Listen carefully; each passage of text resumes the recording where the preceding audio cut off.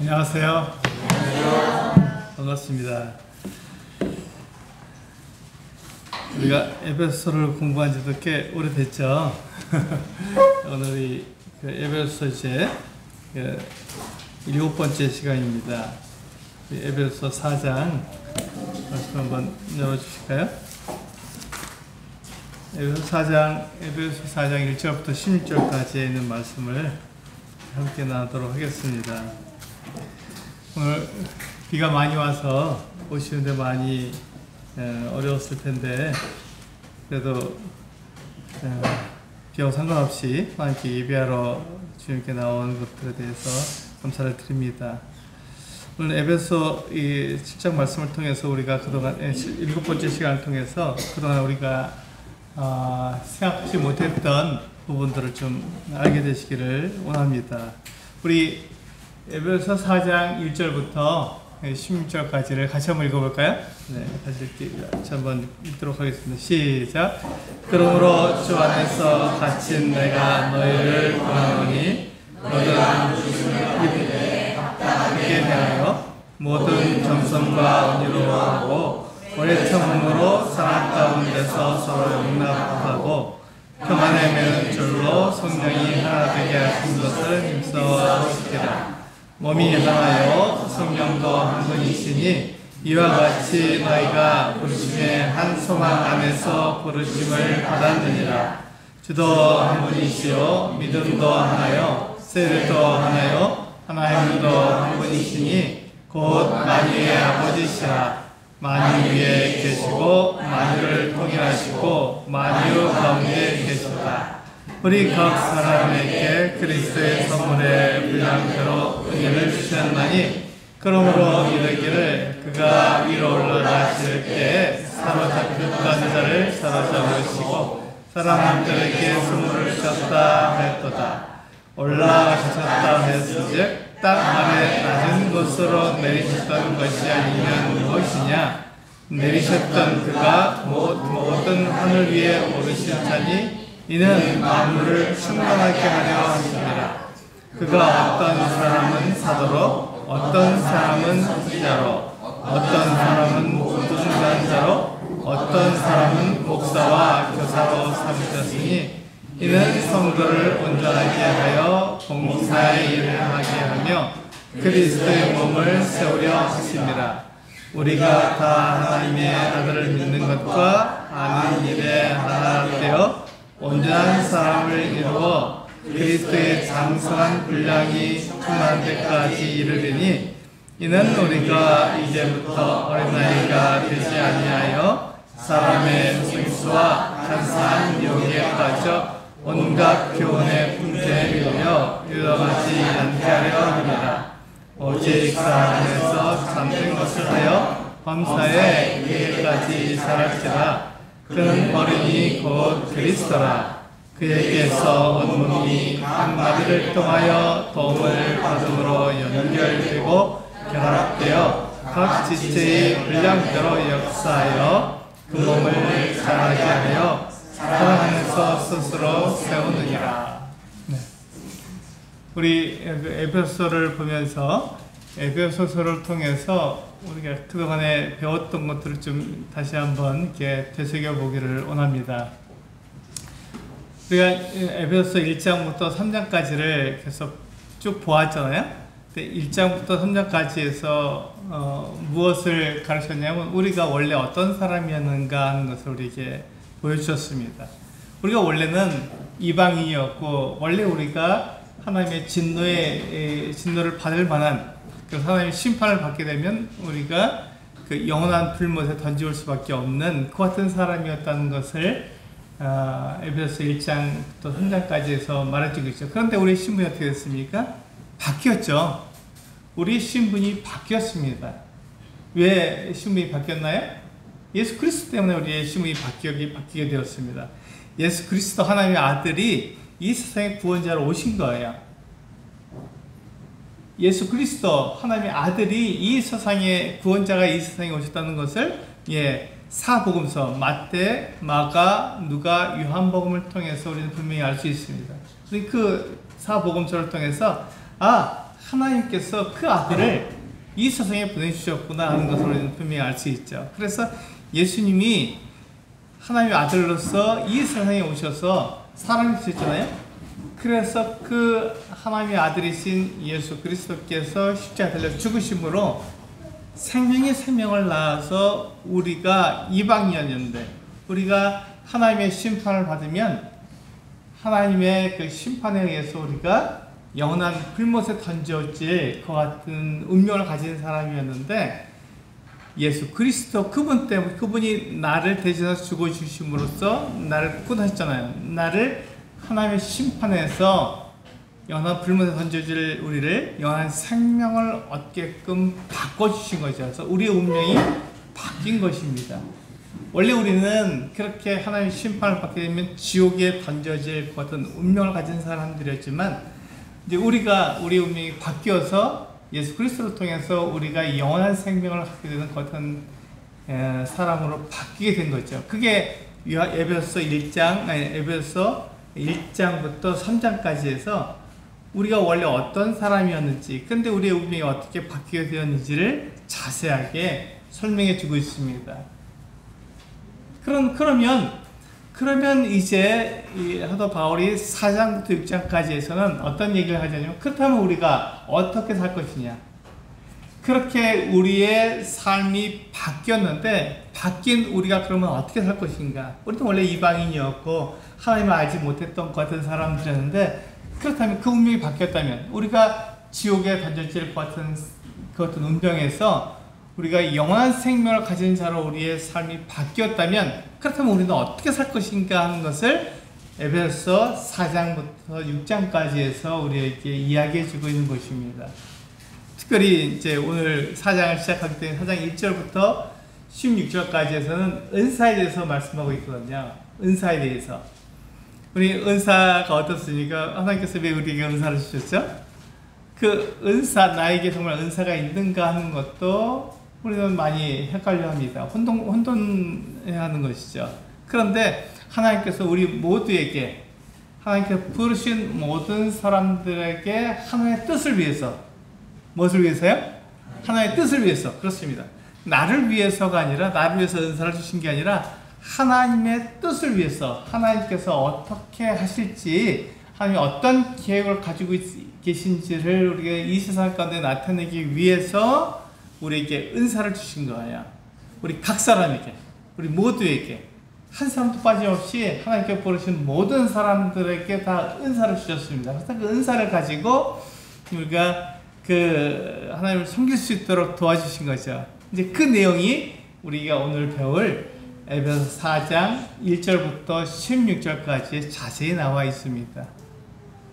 근데 우리가 그것을 볼 때 우리는 어떻게 해야 되냐면, 4장 1절에서 이렇게 말씀하고 있죠. 그러므로 주 안에서 갇힌 내가, 바울이 지금 옥에 갇혀 있습니다. 그 옥에 갇혀 있는 바울이 너희를 권하니, 이 에베소 성도들을 권한다, 그들에게 말해준다, 이렇게 얘기하고 있죠. 어떻게 말해주겠냐면, 너희가 부르심을 받은 일에 합당하게 행하라, 이렇게 말씀하고 있습니다. 내가 부르심을 받은 일에 합당하게, 그것에 딱 맞도록 그렇게 살라고 말씀하고 있는 것이죠. 우리는 어떻게 부르심을 받았습니까? 그래, 우리의 운명이 바뀌었잖아요. 우리가 원래는 하나님의 진노를 받아서 우리가 하나님의 심판을 받게 되면 지옥에 던져질 것 같은 사람들이었는데, 우리의 운명이 바뀌었잖아요. 우리가 지옥에 던질 사람이면은 우리 이 땅에서 사는 것으로 끝나야 되는데, 그렇잖아요? 이게 지옥은 더 이상 소망이 없는 것이고, 거기서는 우리의 존재가 더 이상 나타나지 못하는 것이기 때문에, 우리가 지옥에 던져진다면 이 세상에서 우리가 어떻게 살 것인지를 우리가 고민할 수밖에 없는 것이죠. 이 세상에 잘 살면 그게 다인 거예요. 그런데 우리의 운명이 바뀌었습니다. 우리가 이 세상에서 잠깐 100년 동안 사는 이 삶이 전부가 아니라 우리에게는 영원한 생명을 얻게 하신 거거든요. 그럼 우리의 운명이 바뀌었으면, 우리가 영원한 생명을 갖게 되었으면, 그러면 우리가 어떻게 살아야 됩니까? 그 영원한 생명에 맞는 삶을 살아야 한다는 것입니다.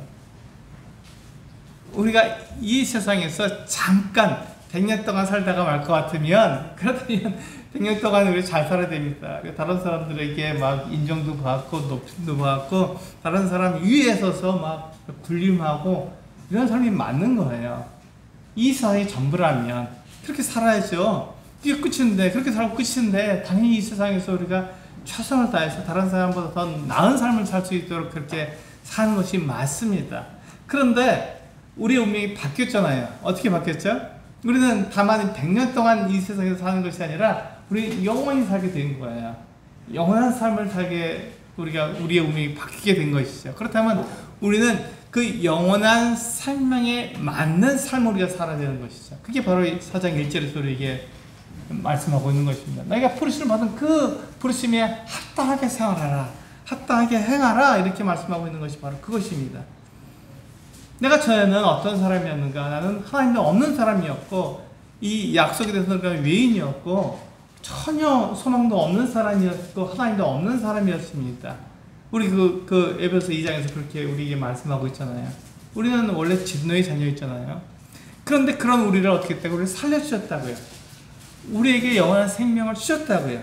우리가 영원한 생명을 가진 자가 되었으니 이제 그 영원한 생명에 맞는 그 같은 삶을 살라는 것입니다. 그래서 하나님께서 우리 각 사람을 부르신 거예요.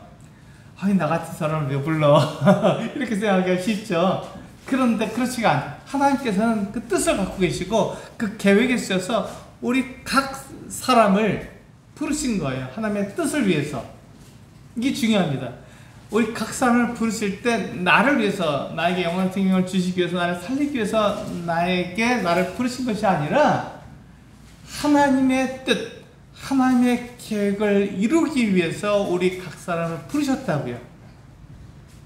우리를 부르신 것이 내가 이 세상에서 잘 살게, 그것은 종교하고 다름이 없죠. 이 세상의 가르침하고 다른 게 없습니다. 그냥 잘 살면 되는 거예요. 다른 사람보다 인정받고 높이되면 되는 거예요. 그런데 하나님께서 나를 부르신 것은 그것이 아니라 하나님을 위해서 살라고. 그게 우리의 본질이니까, 우리를 만드시는 목적이니까 그렇게 살라고 우리를 부르신 거예요. 하나님께서 사람을 만드신 목적이 있지 않습니까? 하나님께서 왜 사람을 만드셨나요?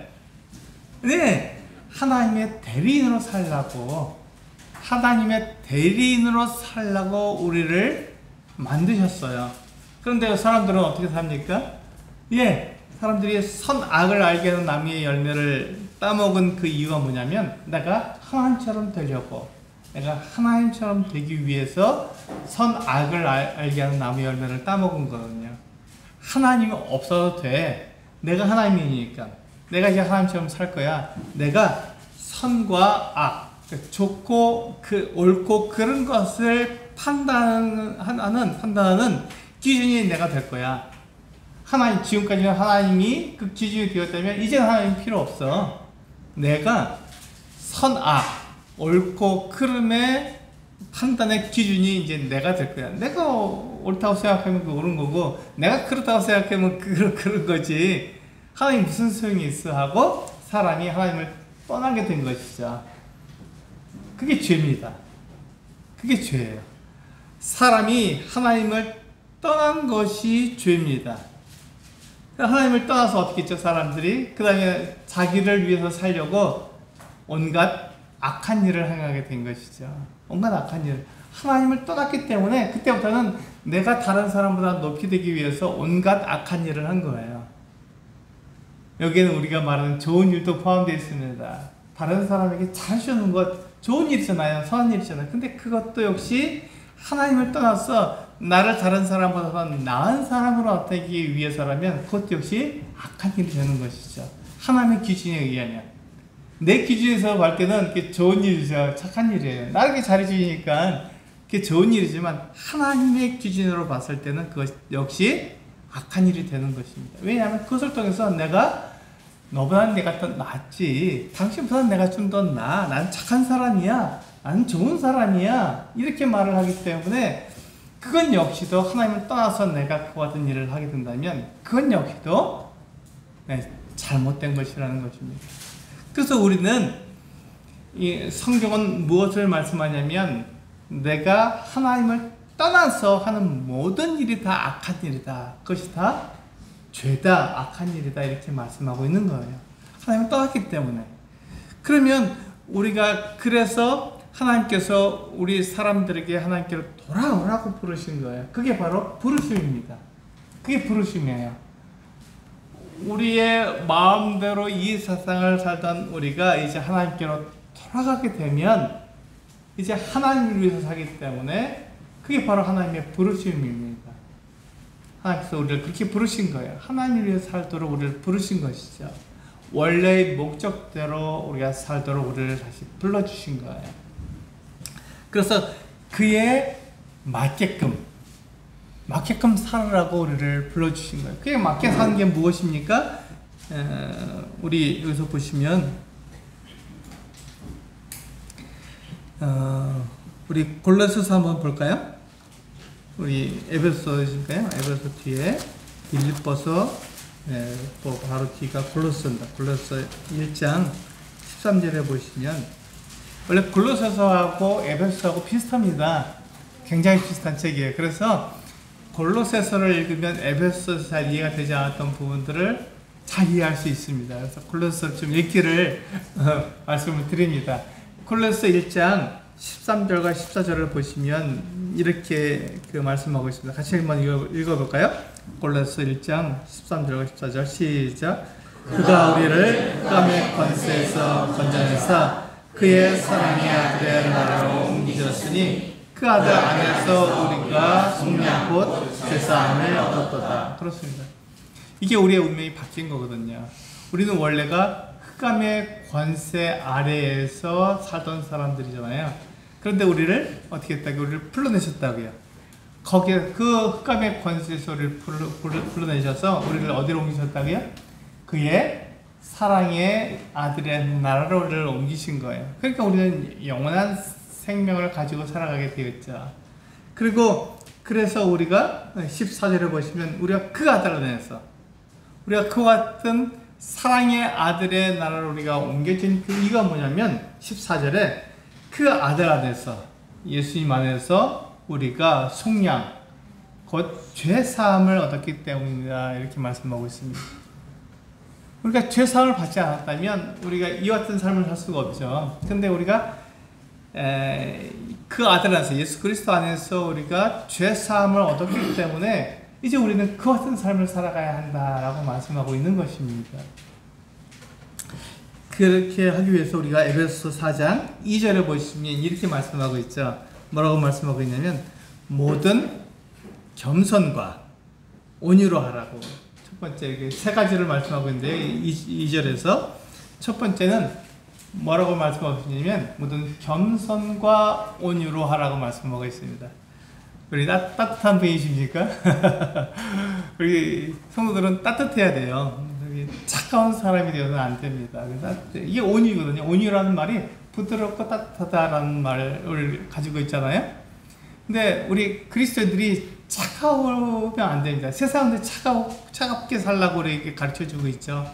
왜 차가워집니까? 네, 내가 따뜻하면 사람들 나를 함부로 대하니까 내가 따뜻하면 안 된다. 내가 차갑고 그리고 다른 사람보다 낫다고 하는 이 같은 삶을 내가 나타내야 된다 이렇게 생각합니다.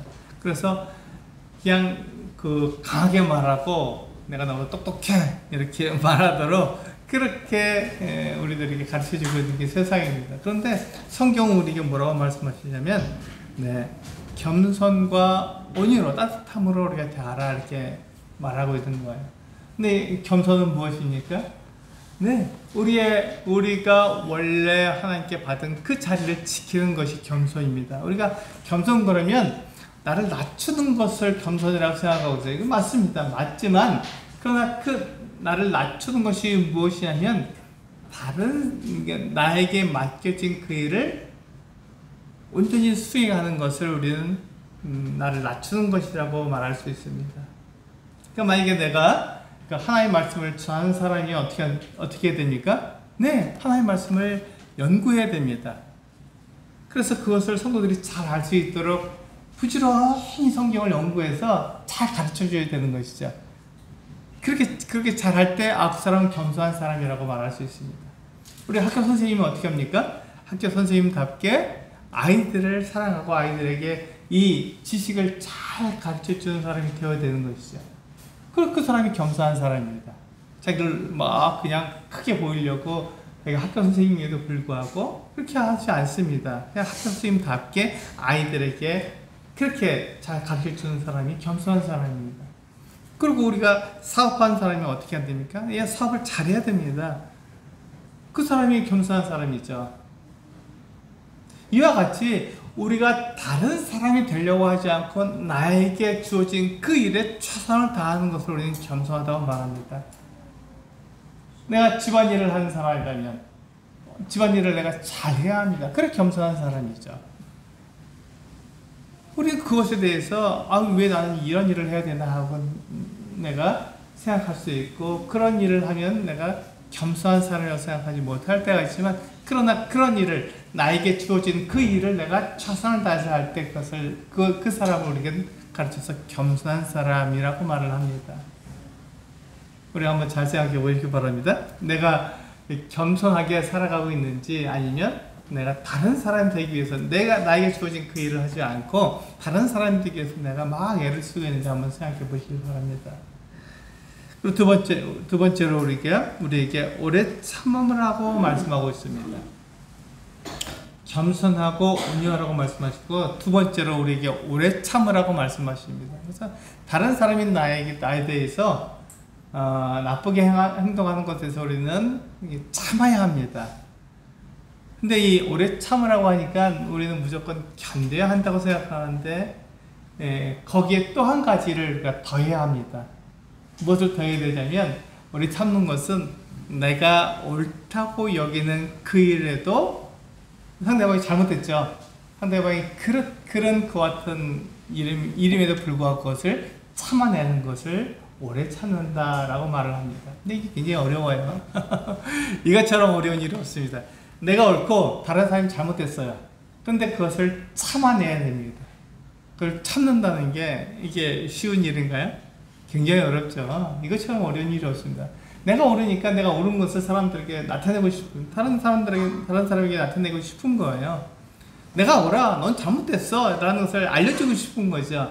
그런데 성경은 그렇게 하지 말고 오래 참으라. 네가 잘했어도, 네가 상대방이 잘못됐어도 그것을 참아라, 이렇게 말씀하고 있는 것입니다. 그게 오래 참는다는 뜻입니다. 이게 굉장히 어려워요. 사람의 본성으로는 내가 옳으면 다른 사람에게 나의 옳음을 나타내고 싶거든요. 너 잘못됐어, 나는 옳아, 이것을 나타내고 싶은데 그렇게 하지 말고 오래 참아라. 그것을 견뎌내라. 네가 옳다는 건 알다. 그것에 대한 심판을 누가 하죠? 하나님께서 하시지 않습니까? 하나님께서 그걸 다 아시고 계신 거예요. 그래서 그 모든 심판과 그 모든 결정을 하나님께 맡겨드리는 거예요. 내가 하나님처럼 되어서 나는 옳고 너는 잘못됐어 라고 판단하고 그것에 대해서 내가 하나님처럼 행동하는 것이 아니라 그것을 하나님께 맡겨드리는 거죠. 하나님, 내가 옳고 이 사람이 잘못됐지 않습니까? 상대방이 잘못됐지 않습니까? 그것에 대해서 결정하실 분, 그것에 대해서 심판하실 분이 하나님이신 걸 믿습니다. 하나님께서 그 일을 해주세요 하고 하나님께 맡겨드리는 것이죠. 그걸 보고 우리는 오래 참는다, 이렇게 말씀하고 있는 것입니다. 근데 이게 우리가 말처럼 쉽지 않습니다. 정말 어려운 거예요. 그리고 세 번째로 우리에게 뭐라고 말씀하시냐면, 사랑 가운데서 서로 용납하라, 이렇게 말씀하고 있습니다. 사랑 가운데서 서로 용납하라. 용납이라는 게 뭐죠? 받아주는 거예요. 받아주는 것입니다. 다른 사람이 잘하고 잘못하고를 떠나서 그를 받아주는 것이 용납입니다. 우리 로마서 15장 한번 열어볼까요? 에베소서 앞에, 고린도전서 앞에, 로마서 있죠? 로마서 15장 1절부터 3절까지입니다.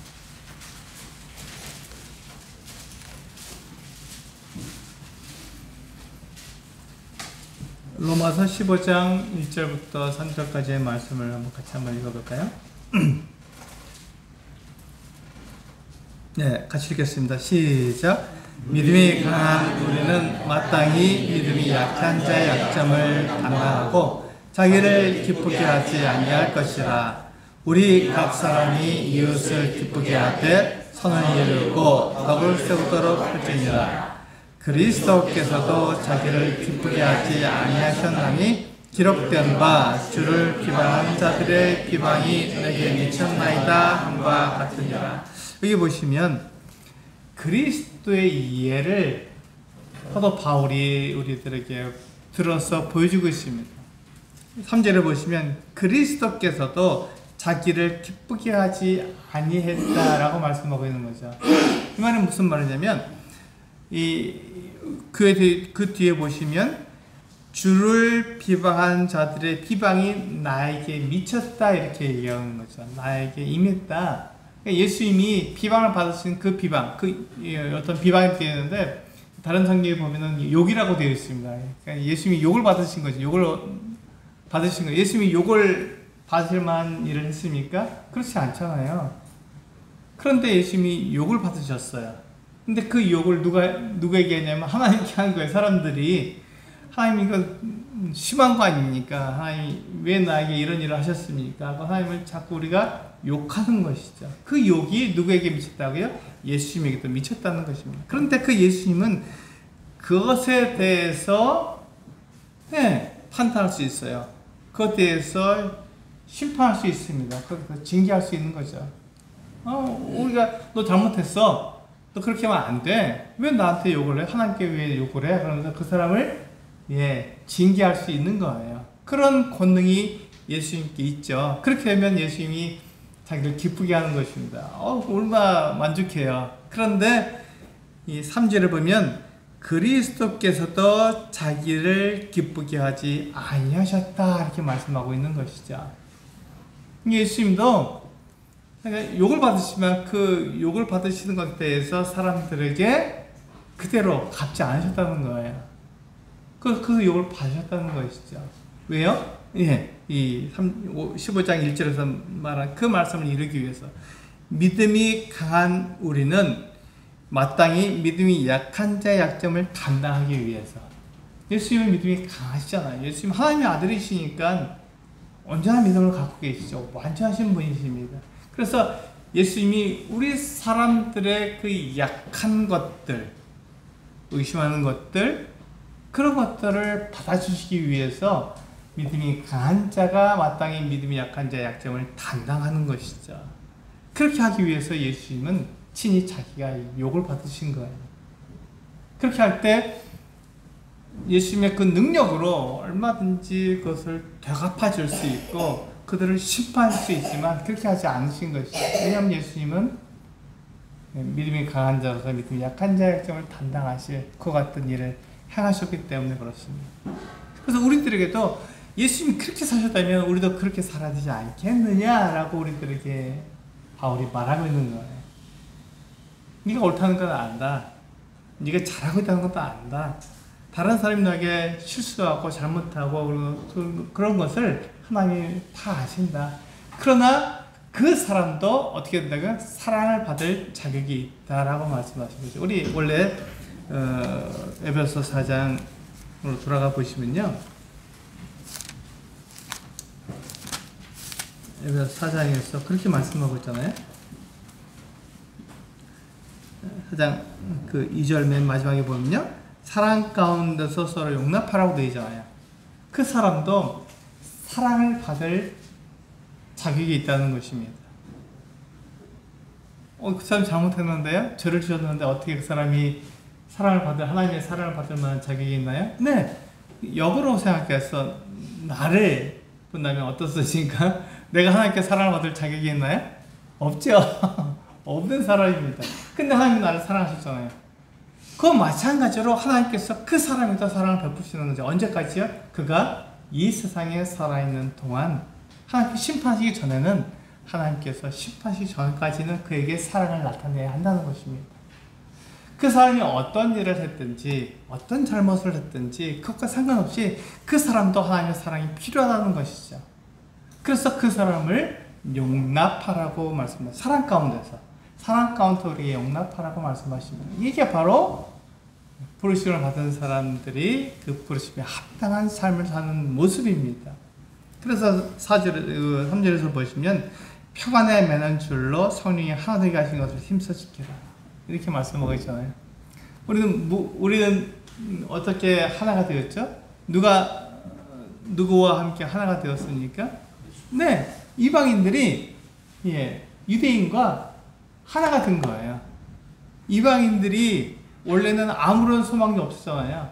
아무런 약속도 없었고 그리스도도 없었고 하나님도 없이 그냥 아무 소망 없이 이 세상에서 살다가 100년 정도 살다가 그냥 죽으면 그것으로 끝나는 삶을 우리가 살고 있었잖아요. 그런데 그런 우리가 유대인과 하나님도 있고 약속도 있고 소망도 있는 이 유대인과 하나가 되었어요. 그래서 우리는 교회가 된 것입니다. 그렇게 우리를 부르셨어요. 그래서 그런 우리를 이제 어떻게 하셨다고요? 성령께서 하나가 되게 하셨다. 그렇게 우리가 하나가 되었다는 것입니다.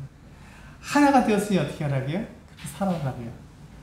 그렇게 우리를 부르신 대로 그렇게 살아라라고 말씀하고 있는 것입니다. 그래서 우리가 그렇게 하나가 된 것을 말씀하고 있죠. 어떻게 우리가 하나가 되었습니까? 4절에 보시면 몸이 하나요 성령도 한 분이시요 이같이 너희가 부르심의 한 성 안에서 부르심을 받았다. 이렇게 말씀하고 있잖아요. 이게 우리들의 변화된 모습입니다. 우리는 원래가 이런 소망이 없던 사람들이에요. 우리는 이런 사람들이 아니었습니다. 그런데 우리가 몸도 하나요? 네. 성령도 한 분이시다. 우리를 부르신 그분이 한 분이시라는 거예요. 그렇죠. 우리가 누구에게 부름을 받았습니까? 성령에 의해서 우리는 부름을 받았잖아요. 우리가 구원 받았잖아요. 그렇게. 그리고 우리가 어디에 덧붙이게 되었죠? 그리스도의 몸에 우리가 덧붙임을 받았어요. 그리스도의 지체가 된 것이잖아요. 그러니까 하나가 된 것이죠. 우리는 다른 지체가 아닙니다. 우리는 다른 우상, 다른 신을 섬기는 사람들이 아니라 하나님께서 우리에게 말씀하신 대로 우리는 그리스도의 지체가 된 거잖아요. 그러니까 우리는 다 같은 지체라고요. 여기 있는 성도들이 다 같은 지체고 전 세계에 있는 모든 그리스도인들이 다 같은 지체입니다. 한 성령께서 그렇게 부르신 거예요. 이 세상 가운데서 각 사람을 다 불러주신 거죠. 어디로? 그리스도의 몸의 한 지체를 불러주신 거죠. 무엇을 위해서? 하나님을 위해서. 나를 위해서 하는 게 아니라 하나님을 위해서, 하나님의 뜻을 위해서 우리를 그렇게 부르신 것입니다. 그래서 우리는 하나가 된 거예요. 유대인이든 이방인이든 누구든지 상관없이 하나님께서는 그렇게 사람들을 불러주셨다라고 말씀하고 있는 것이죠. 그래서 5절에 보시면 주도 한 분이시요 믿음도 하나요 세례도 하나다 이렇게 말씀하고 있죠. 여기 동의하십니까? 예, 우리는 동의할 수밖에 없어요. 우리는 하나입니다. 우리는 둘이 아니에요. 우리는 하나입니다. 우리는 같은 세례를 받았잖아요. 우리는 침례받을 때 어떻게 했습니까? 예, 성부와 성자와 성령의 이름으로 우리는 침례를 받았어요. 삼위일체 되신 그 하나님의 이름으로 우리는 침례를 받았잖아요. 그러니까 우리는 다 동일한 거라고요. 다른 이름으로 우리가 침례를 받았습니까? 아니잖아요. 바울도 자기 이름으로 침례를 주지 않았다고 얘기하죠. 몇 사람 이외에는 자기 이름으로 자기가 침례를 베푸지 않은 것을 다른 걸 여긴다. 왜? 예, 예수 그리스도 그분만 영광을 받으셔야 되기 때문에 그렇습니다. 하나님의 아들 그분만 영광을 받으셔야 되는데 혹시 사람들이 나 바울에게 침례받았어 이렇게 얘기할까봐 그걸 두려워하는 것이죠. 네, 그렇지 않다는 것입니다. 우리는 그렇지 않습니다. 우리는 사람의 이름을 드러내는 것이 아니라 성부와 성자와 성령의 이름으로 침례받은 것에 대해서 우리는 나타내죠. 우리는 침례받았습니다 이렇게 얘기하죠. 그것이 바로 사람이나 다른 신이 아니라 하나님의 아들 예수 그리스도의 이름으로 침례받았다는 것을 얘기하고 있는 것입니다. 그래서 주도 한 분이시고 믿음도 하나고 세례도 하나라고 말씀하시고 6절에서 보시면 하나님도 한 분이시니 곧 만유의 아버지시라 만유에 계시고 만유를 통일하시고 만유 가운데 계시다. 하나님은 우리가 믿고 있잖아요. 그 하나님은 어떤 분이십니까? 네, 만유 위에 계신 분이세요. 그 만유를 통일하신 분이세요.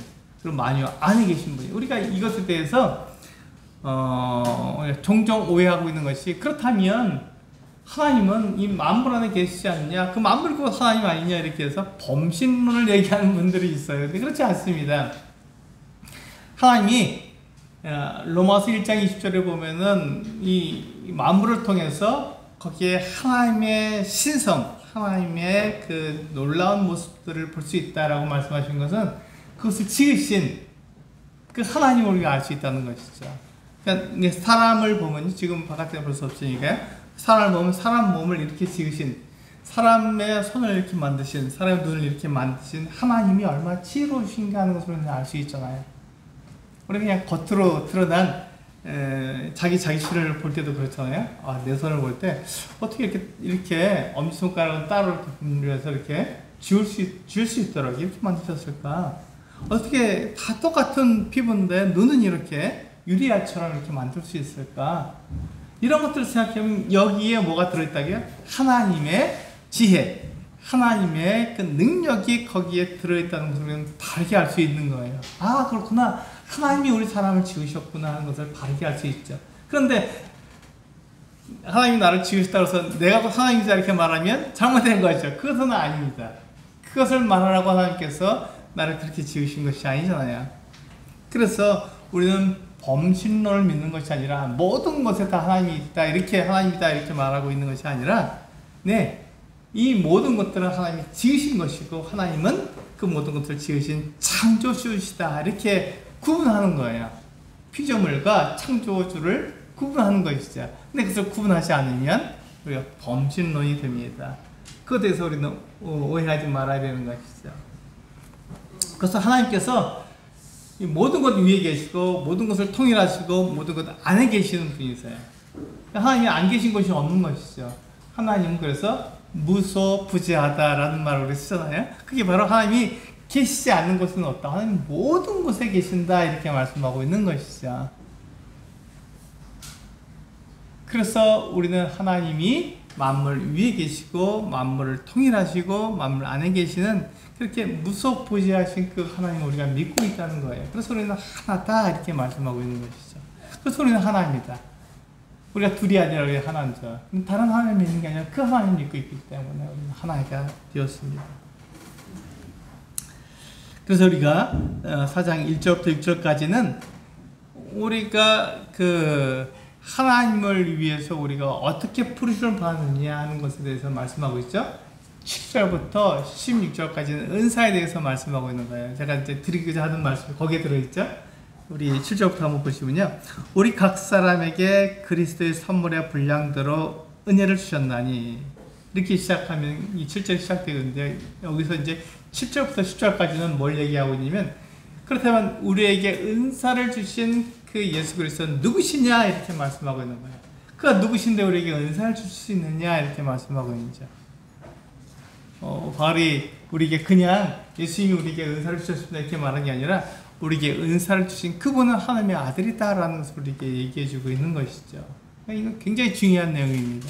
근데 이게 짧은 말씀 속에 그냥 쓱 지나가기 때문에 우리는 그것을 생각하지 못하지만 바울이 이것을 기록할 때 그 마음은 굉장히 중요한 내용들을 기록한 것이죠. 그래서 실제로 보시면 우리 각 사람에게 은사를 주신 것이죠. 그래서 한 사람도 예외가 없이 모든 사람이 다 은사를 갖고 있습니다. 하나님께서 왜 나를 부르셨느냐? 나에게 은사를 주시기 위해서, 하나님을 위해서 봉사하도록, 하나님 위해서 그 일을 하도록 나에게 은사를 주신 거예요. 나는 이렇게 나이도 많고 힘도 없고 능력도 없고 아무것도 없는데 나 사람 불러서 하나님의 일을 어떻게 하라고 나를 부르셨습니까? 이렇게 생각할 수 있어요. 그러나 그것은 내가 부른 것이 아니라, 나는 그런 사람을 부르지 않을 수도 있어요. 내가 같으면. 근데 하나님은 그런 사람을 부르셨다는 것입니다. 하나님은 그 사람을 부르셔서 그 사람이 어떻게 됐다고요? 하나님의 뜻을 행하도록 그렇게 말씀하고 계시다는 것입니다. 왜 그 사람을 부르셨는지 저는 몰라요. 그러나 하나님은 뜻이 있으시고 계획이 있으셔서 각 사람을 부르셔서 각 사람에게 맞는 은사를 주셨다는 것입니다. 한 사람도 예외가 없습니다. 그래서 우리 각 사람이라고 말씀하고 있잖아요. 우리 각 사람에게 그리스도의 선물과 분량대로 은혜를 주신 것이죠. 그리스도는 어떤 분량을 갖고 있습니까? 넘치잖아요. 그 만물 위에 계시고 만물을 통일하시고 만물 안에 계시는 하나님과 똑같은 분이시니까요. 삼위일체잖아요. 성부 하나님과 성자 하나님과 성령 하나님, 다 하나님이라고 우리가 말하고 있잖아요. 다 같거든요. 성부, 성자, 성령이 다 한 하나님입니다. 한 분으로 섬기고 있는 거예요. 그 하나님이신 예수 그리스도께서, 그 그리스도의 분량이 얼마나 클까요? 우리가 생각하는 것보다 훨씬 더 크시죠. 우리가 상상할 수 있는 것보다 훨씬 크십니다.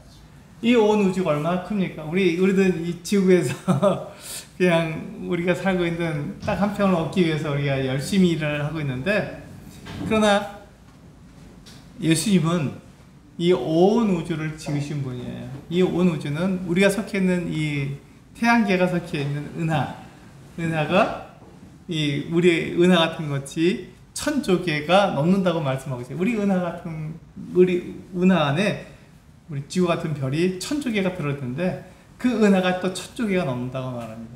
그냥 살 수가 없는, 사람이 생각할 수가 없는 거예요. 어마어마하게 많아서 그것을 우리가 다 셀 수가 없는 거예요. 그래서 그것을 성경은 뭐라고 말하냐면 마치 바닷가에 모래 같다. 별들의 숫자가 바닷가에 모래 같다. 이렇게 말하고 있는 거죠. 우리 바닷가에 모래를 셀 수 있으니까 못 세잖아요.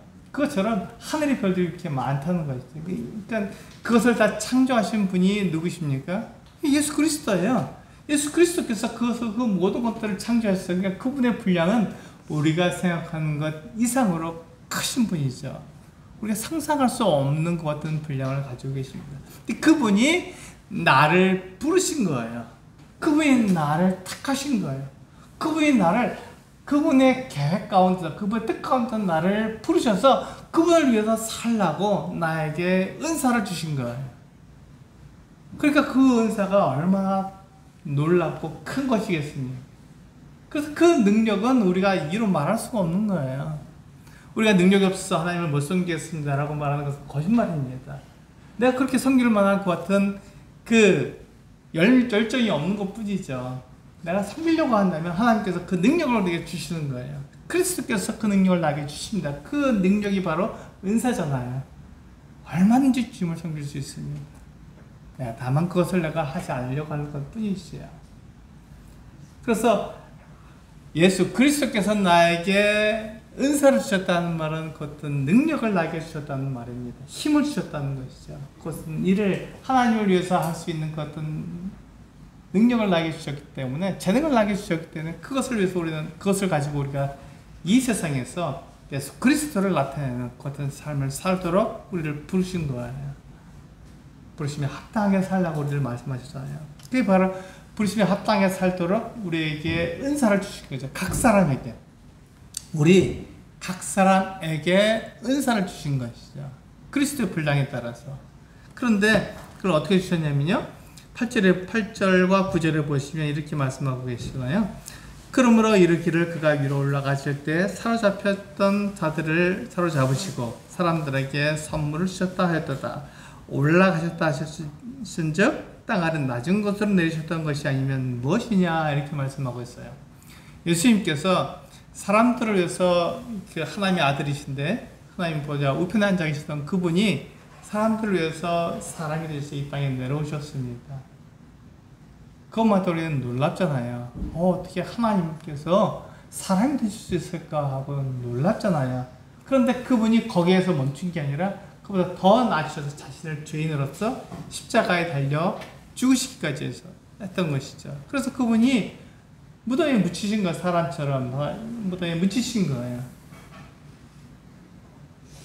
아주 굉장히 낮아지셨잖아요. 그래서 이 땅 아래 곳으로 무덤에 묻히신 이와 같은 삶을 사셨던 것이죠. 그래서 끝났냐? 그렇지 않습니다. 그래서 끝났으면 예수님이 우리하고 똑같잖아요. 우리도 똑같이 무덤에 묻혀서 거기서 뼈가 그렇게 돼서 사라질 텐데 똑같잖아요. 그런데 예수님은 거기서 어떻게 다른 삶을 우리에게 보여주셨냐면, 하나님의 아들이라고 나타내셨냐면 예수님이 그 무덤에서 부활하신 거예요. 부활하심으로써 그분이 하나님의 아들이라는 것을 나타내 주신 것이죠.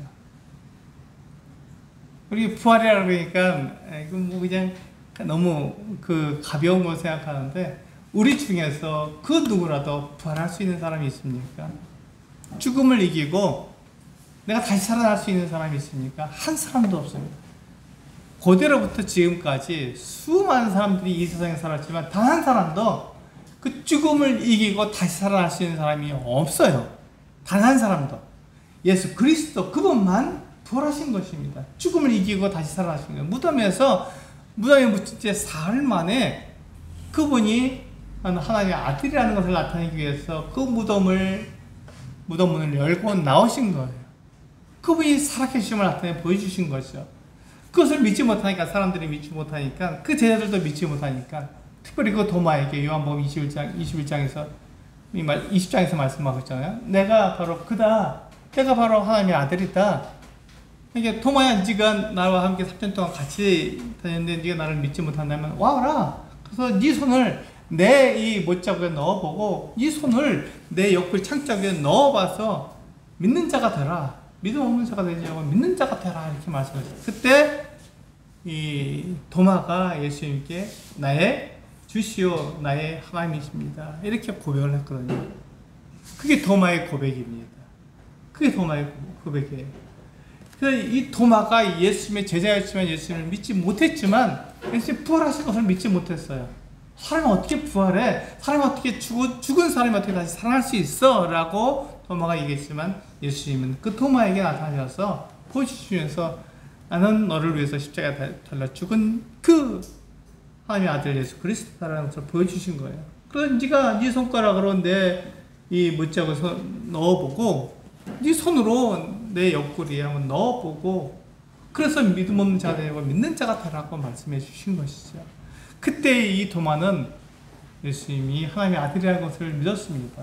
그때 믿은 거예요. 정확히 아는 거죠. 예수님이 하나님의 아들이라는 것을 그때 정확히 안 겁니다. 그래서 그가 그 이후로 그의 삶을 하나님을 위해서 살기로 했고, 이 4장 1절과 같죠?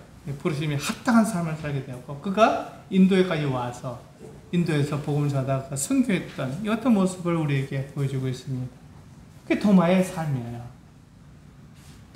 예수님의 부활을 믿지 못했습니다. 그건 마찬가지죠. 우리도 마찬가지입니다. 그래서 예수님께서 부활하신 것이 그것이 놀라운 거예요. 정말 놀라운 일입니다. 어떻게 죽음을 이기고 다시 살아요. 근데 그분이 부활하신 다음에 승천하셨어요. 원래 있었던 그 하늘로 올라가셨습니다. 올라가실 때 사람들을 사로잡고 자기들에게 붙어있는 사람들을 믿는, 예수 그리스도를 믿는 사람들에게 어떻게 했다고요? 선물을 나눠주셨다고요. 그들에게 필요한 은사를 다 주신 것입니다. 모든 사람들에게. 한 사람 다 유예 없이. 한 사람 다 유예 없이.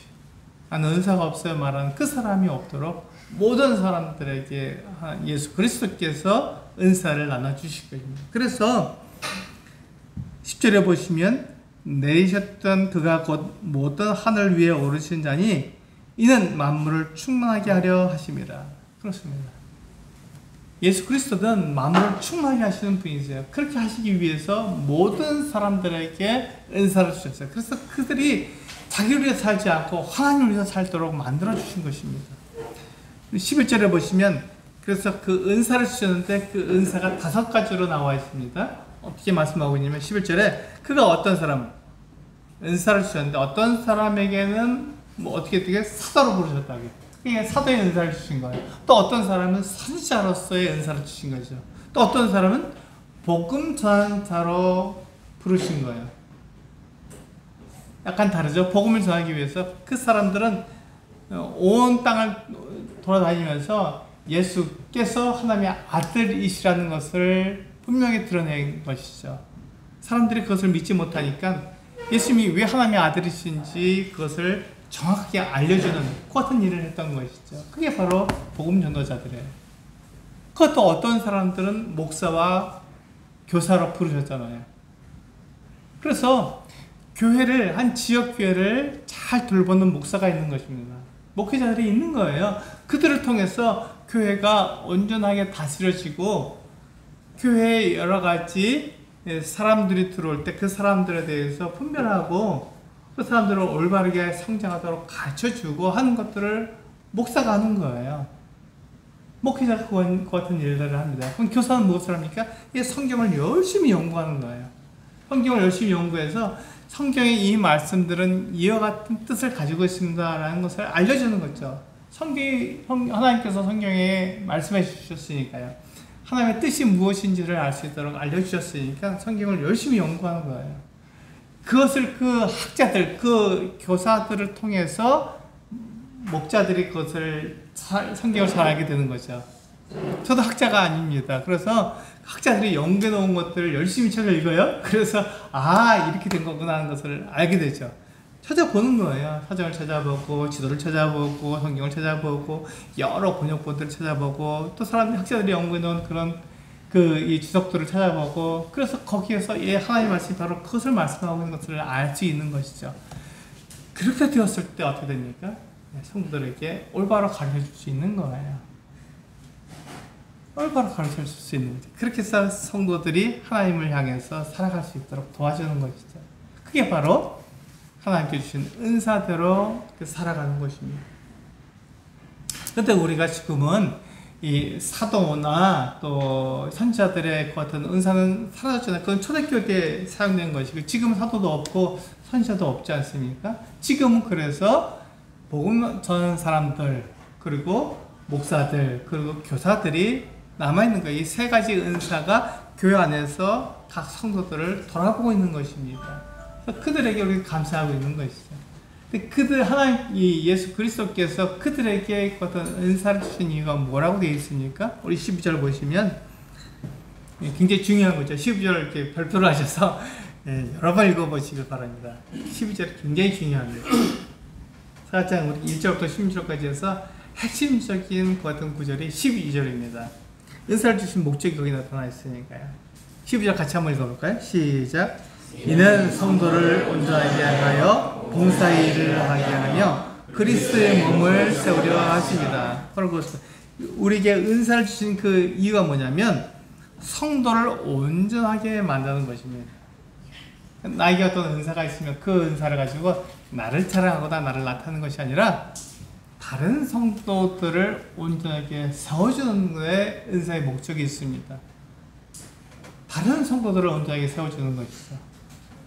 그러니까 저는 이 강단에서 말씀을 잘 전하는 사람입니다. 말씀을 전하는 사람이기 때문에 저에게 어떤 그 책임이 있습니까? 성경을 올바르게 이해하고 그 성도들에게 이해할 수 있도록 가르쳐주는 데 제 책임이 있습니다. 그럼 제가 그 일을 하기 위해서 어떻게 합니까? 열심히 성경을 연구하죠. 그 다음에 성도들에게 그것을 알려줍니다. 그렇게 해서 김창현은 굉장히 성경을 잘하는 사람 이걸 나타내려고 합니까? 그렇지 않다는 거예요. 그것은 은사의 목적이 아니라는 것이죠. 그것이 아니라 제가 성경을 그렇게 성도들에게 잘 알려주면 성도들이 어떻게 되라고요? 네! 온전해지라고요. 성도들이 온전하게 성장하라고요. 그것이 은사의 목적입니다. 성도들이 온전하게 알고 성장하도록 만들어주는 게 은사의 목적이지 나를 자랑하거나 내가 어떤 사람인지를 드러내는 것은 은사의 목적이 아닙니다. 그것은 종교적이고 그건 세상적인 것입니다. 그건 세속적인 거예요. 나를 드러내는 것은 세속적인 것이죠. 그러니까 우리가 그리스도를 드러내고 그리스도께서 나에게 이와 같은 은사를 주셔서 이와 같은 일들을 성도들을 위해서 합니다라고 말하면 잘하는 거예요. 그게 영적인 것이죠. 그게 영적이라고 말하는 것이에요. 그렇다면 그 성도들을 온전하게 만들어서 어떻게 하라고요? 그 성도들이 봉사를 하게 하라고요. 가만히 있는 게 아니라 성도들이 온전해졌으니까 힘을 가졌고 능력이 있으니까 그것을 가지고 어떻게 하라고요? 네! 봉사를 하라고. 섬기라고요. 그들도 동일하게 그들에게 주신 은사를 가지고 다른 성도들을 섬기고 하나님은요 놀랍게도 한 사람에게 모든 은사를 주시지 않았습니다. 하나님은 한 사람에게 모든 은사를 주지 않고 한 사람에게 한두 가지의 은사를 주신 거예요. 그것만 잘할 수 있도록. 그리고 다른 성도들이 또한 다른 일들을 잘할 수 있도록 그에게 베풀어 주신 것이죠. 그래서 어떻게 합니까? 나도 다른 사람의 성경을 필요로 하는 거예요. 다른 성도들도 다른 사람의 성경을 필요로 하고요. 그 사람이 잘하는 게 있습니다. 그게 은사죠. 그 사람의 도움을 필요로 하는 게 교회입니다. 그래서 모든 사람 다 은사를 가지고 있어요. 제가 그것을 다 알 수는 없습니다. 그러나 성경은 분명하게 말씀하시기를 모든 사람들에게 각 사람에게 은사를 주셨다고 말씀하고 있습니다. 그러니까 제 분량이 아니라 그리스도의 분량대로 주신 거예요. 놀랍죠? 그래서 성도들이 다른 성도를 온전하게 하고 또 다른 성도들이 봉사를 하게 합니다. 그래서 어떻게 하라고요? 네, 그리스도의 몸을 세우게 하려 한다고 말씀하고 있습니다. 목적이 거기 있는 거예요. 그리스도의 몸을 세우는 데 있는 것입니다. 그리스도의 몸을 세우는데 내가 온전하지 못하면 그건 아무 능력이 나타날 수 없으니까요. 봉사할 수 없으니까.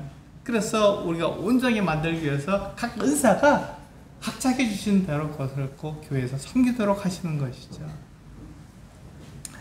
그래서 13절에 보시면 우리가 다 하나님의 아들을 믿는 것과 아는 일에 하나가 되어 온전한 사람을 이루어 그리스도의 장성한 분량에까지 이르니 거기에 우리의 방향이 있습니다. 우리가 어디까지 자라가야 한다고요? 예수 그리스도의 장성한 분량이 충만한 데 이르기까지 우리는 자라가야 하는 것입니다. 우리는 종종 내가 성장하는데 그리스도의 교회가 성장하는데 어디까지 자라가는지 잘 모르는 경우가 있어요. 여기까지 자라가야 합니다.